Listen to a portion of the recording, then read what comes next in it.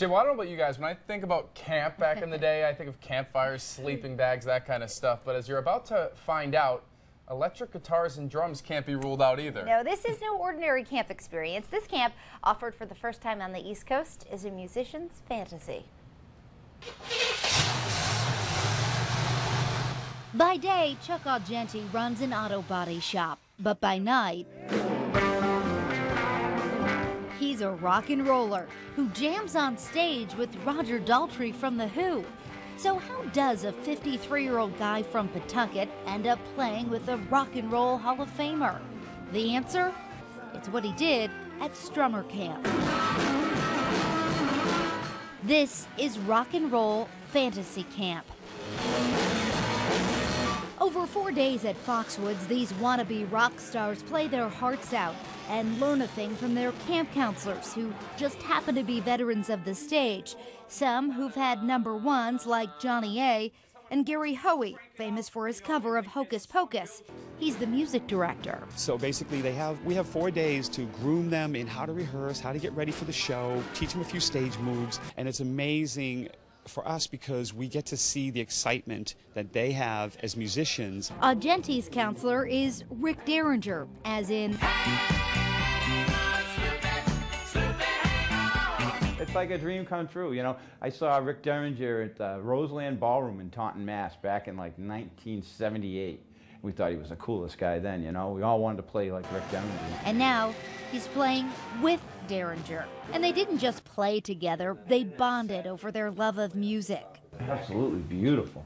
I'm hoping that I'll be able to help them. Really, that's the bottom line. Hotel rooms are converted into jam rooms. Out with the beds and dressers, drums, keyboards, and amps fill the floor instead.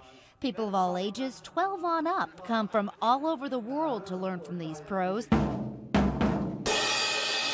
whether you're a casual player or really know how to let it rip, anyone is welcome at camp. Shelling out $5,000 on up for the opportunity. You get to play with your heroes. How much cooler is that? One of those rock legends, Roger Daltrey, sang with each band.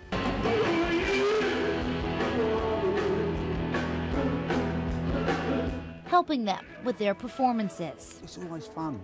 And I do this because it does, like I said, it reminds me of why I became a rock singer in the first place, because this was the most fun thing I could think of ever doing. And this brings you back home. It's the big finale, a concert in Foxwoods Grand Theater. The excitement builds, the theater fills, a last-minute sound check, a quick tune-up, lights up, showtime. An exhilarating turn at the mic for Argenti to end Fantasy Camp, which he's planning on making his reality. It's more or less what I want the rest of my life to be. Doreen Scanlon, ABC6 News.